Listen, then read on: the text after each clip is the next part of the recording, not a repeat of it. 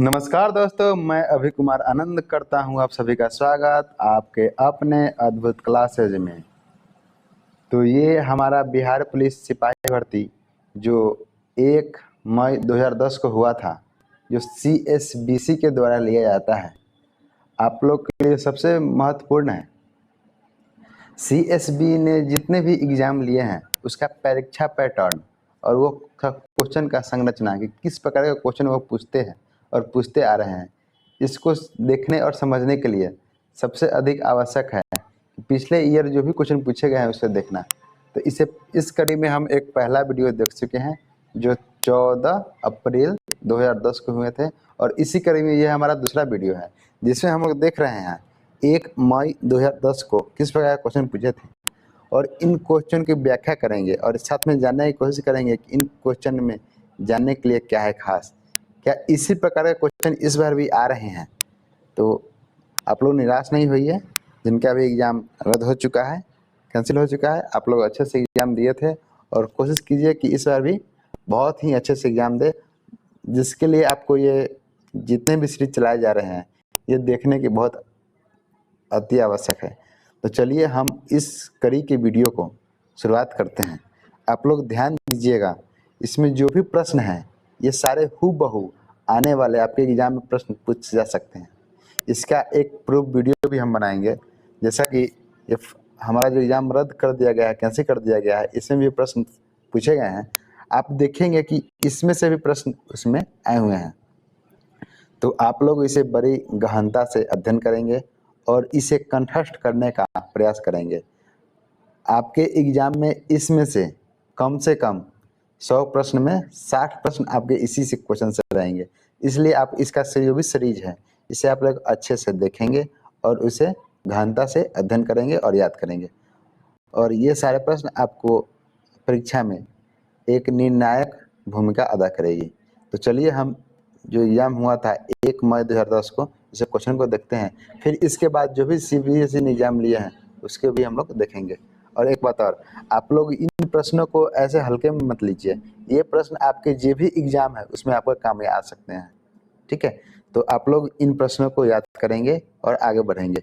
आपके सभी एग्ज़ाम में, सिर्फ न कि बिहार पुलिस, आपके जो भी एग्ज़ाम आने वाले हैं उन सारे एग्ज़ाम में ये प्रश्न काफ़ी महत्वपूर्ण साबित हो सकते हैं और इसी के आसपास आपके प्रश्न पूछे जाते हैं।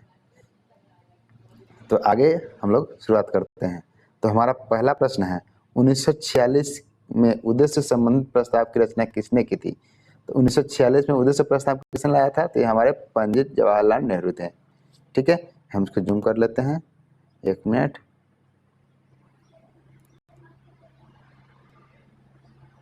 चलिए, तो 1946 में उद्देश्य प्रस्ताव कौन लाए थे? तो ये हमारे थे पंडित जवाहरलाल नेहरू, जिसे हम लोग चाचा नेहरू भी कहते हैं। हमारा दूसरा प्रश्न है, पृथक निर्वाचन पद्धति की शुरुआत किसके द्वारा हुई? तो पृथक निर्वाचन पद्धति किसके द्वारा हुई थी? तो ये थे हमारे मार्ले मिंटो सुधार के द्वारा। ठीक है, मार्ले मिंटो सुधार ने ही पृथक निर्वाचन पद्धति की शुरुआत की थी। ये कब हुआ था? तो 1909 में हुआ था, याद रखिएगा आप। अगला क्वेश्चन है, स्वतंत्रता या मृत्यु का नारा किसके द्वारा दिया गया? ठीक है, स्वतंत्रता या मृत्यु तो किसके द्वारा है? तो ये हमारा अमेरिकी सेना के द्वारा। तीसरा क्वेश्चन है हमारा, प्रथम विश्व युद्ध का मुख्य कारण क्या था? तो ये था त्रिपक्षीय संधि। जो प्रथम विश्व युद्ध हुए थे कब हुए थे? तो 1914 से लेकर 1918 तक किसके द्वारा दिए गए हैं? तो ये हुआ था त्रिपक्षीय संधि के कारण हुआ था। हम लोग आगे बढ़ते हैं। पाषाण युग को काटने के लिए सामान्यतः प्रयुक्त उपकरण में कौन सा कहा जाता है? ठीक है, जो पाषाण युग थे उसमें जो काटने के लिए उपयोग किए गरासा, हम लोग आज भी गांव घर में गरासा का उपयोग करते हैं किसी भी काटने के लिए, तो पाषाण काल में भी गरासा का उपयोग करते थे। हमारा अगला क्वेश्चन है, गुप्त काल के प्रसिद्ध गणितज्ञ कौन थे? तो गुप्त काल में कौन थे? तो हमारे आर्यभट्ट थे। गुप्त काल के प्रसिद्ध गणितज्ञ हमारे आर्यभट्ट थे, याद रखिएगा। अगला क्वेश्चन है, अलाई दरवाजा। जैसे आप लोग ध्यान देखिएगा, अलाई, अलाई मतलब अलाउद्दीन खिलजी। ठीक है, तो आप लोग जहाँ देखिएगा अलाई तो अलाउद्दीन खिलजी, आप लोग उसको टिक मारिएगा। हमारा अगला क्वेश्चन है, राजा राम मोहन द्वारा चलाया गया सुधार आंदोलन कौन सा था? तो वो था ब्रह्म समाज। राजा राम मोहन द्वारा कौन क्या था? तो ब्रह्म समाज किए थे। हमारा अगला क्वेश्चन,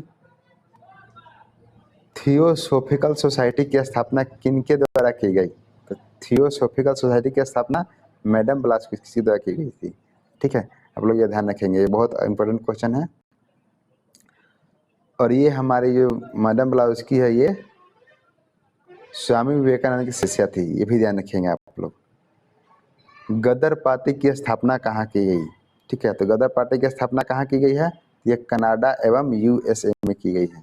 ठीक, महात्मा गांधी ने भारतवर्ष का पहला सत्याग्रह कहाँ प्रारंभ हुआ? तो पहला सत्याग्रह जिसे कहते हैं वो है चंपारण सत्याग्रह, चंपारण बिहार में हुआ है। असहयोग आंदोलन कब शुरू हुआ था? तो असहयोग आंदोलन 1920 ईस्वी में शुरू हुआ था। इक्वाडोर का चिम्बारेजी ज्वालामुखी किस श्रेणी में आता है? तो ये चिम्बारेजी ज्वालामुखी जो है कहाँ पे है? इक्वाडोर में है। किस श्रेणी का है? तो ये शांत है। ठीक, ग्लास हाउस की सब्जियां कहाँ उगा सकते हैं? तो ग्लास हाउस की सब्जियां टुंड्रा प्रदेश में उगा सकते हैं। अगला क्वेश्चन देखते हैं। विषुवत रेखा के समीप तापमान सबसे अधिक होता है। ताप छोटे क्षेत्र में केंद्रित होता है। ठीक है, विषुवत रेखा का तापमान सबसे अधिक क्यों होता है? तो वहाँ पे ताप छोटे क्षेत्र में केंद्रित होता है। कौन सा कारक विषम जलवायु प्रकार के मुख्यतः उत्तरदायी है? विषम जलवायु प्रकार कौन है? तो वह सागर से दूरी। सागर से जितने दूर होंगे उसका जलवायु उतना चेंज होगा। लिग्नाइट किस प्रकार की कोयला है? तो लिग्नाइट निम्न स्तर के कोयला है। सबसे लो क्वालिटी कौन सा है? तो वह लिग्नाइट का। गेहूं, हमारा अगला क्वेश्चन है, गेहूं किस प्रकार की जलवायु की फसल है? तो यह है हमारा शीतोष्ण जलवायु। इंडियन कॉपर कॉरपोरेशन कहाँ स्थित है? तो इंडियन कॉपर कॉरपोरेशन हमारा घाटशिला में स्थित है। वायुमंडल की कौन सी परत है जो पृथ्वी पर रेडियो प्रसारण के लिए उत्तरदायी होती है? हमारा आयन मंडल। चलिए हम अगला क्वेश्चन देखते हैं।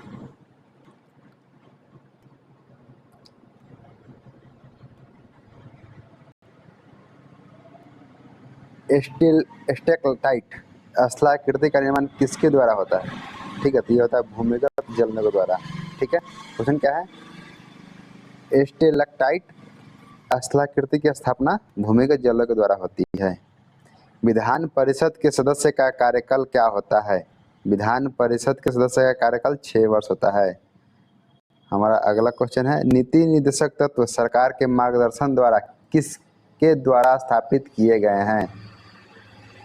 नीति निर्देशक तत्व किसके द्वारा स्थापित किए गए हैं? तो ये संविधान के द्वारा। हमारा अगला क्वेश्चन है, पंचायती राज संस्थाओं के जिला स्तर पर सर्वोच्च अंग का नाम क्या है? जिला स्तर पर जो सर्वोच्च अंग होता है उसका नाम है जिला परिषद। हमारा अगला क्वेश्चन, पंचशील किन देशों के बीच समझौता है? तो पंचशील भारत और चीन के बीच समझौता है। ठीक है, भारत ने एक समझौते के तहत संयुक्त राष्ट्र को अपनी कौन सी सेना भेजने पर सहमति दी? तो ये हमारा भारतीय शांति सेवा। सार्क के मुख्य भूमिका निभाने वाला देश है भारत। सार्क में मुख्य भूमिका कौन निभा रहा है? तो वो भारत है और इसके साथ 8 देश और हैं। उच्चतम न्यायालय के न्यायाधीश की रिटायरमेंट की उम्र क्या है? तो यह है 65 वर्ष। राज्य का एक मूलभूत तत्व क्या है? तो वह है संप्रभुता। संयुक्त राष्ट्र अंतर्राष्ट्रीय बाल आपातकाल फंड का लघु रूप क्या है? यूनिसेफ। एक चाबी भरी घड़ी की कमानी में किस प्रकार की ऊर्जा होती है? तो ये होता है स्थितिज ऊर्जा। एक रॉकेट किस सिद्धांत पर कार्य करता है? तो गति के तृतीय नियम के अनुसार। घरेलू खाना पकाने की गैस द्रवित petroleum gas, liquid petroleum gas जो बोलते हैं, में किस मुख्य रूप से क्या होते हैं? तो इसमें होता है ब्यूटेन और आइसोब्यूटेन के द्रवीभूत रूप। ठीक, अगला क्वेश्चन है हमारा, रदरफोर्ड की अल्फा कण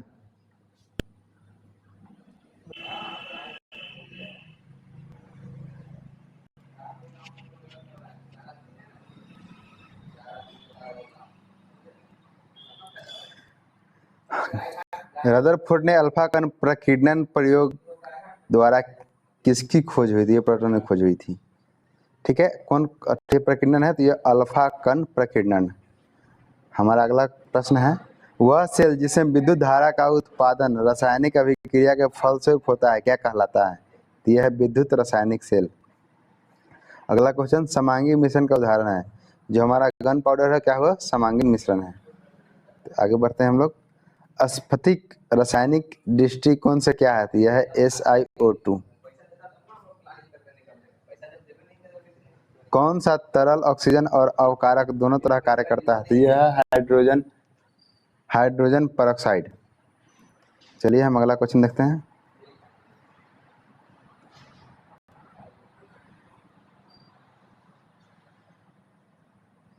दहन की क्रिया में कौन सा शर्त आवश्यक है? तो दहन की क्रिया में पदार्थ के ज्वलन ताप की प्राप्ति होती है। ठीक है। प्रकाश संश्लेषण की दर अधिकतम किसमें होती है? तो यह लाल रंग के प्रकाश में। सबसे अधिक प्रकाश संश्लेषण लाल रंग के प्रकाश में होती है। ये बहुत बार पूछा गया है और आप लोग इसका ध्यान रखेंगे। फसलों पर DDT की छिड़काव से प्रदूषण होता है। क्या प्रदूषित होती है? तो वो होती है वायु, मृदा और जल। आप लोग इसको ध्यान रखिएगा कि DDT के छिड़काव से वायु, मृदा और जल प्रदूषित होती है। हमारा अगला क्वेश्चन है, एक पौधे पर दूसरा उगने वाला पौधा क्या कहलाता है? मतलब एक पौधा है फिर दूसरा पौधा उगेगा, उसको बोलते हैं एपीफाइट। ठीक है। अब लिखा है एफ्लॉटक्सिन नामक विष किससे उत्पन्न होता है? तो यह फंगस द्वारा।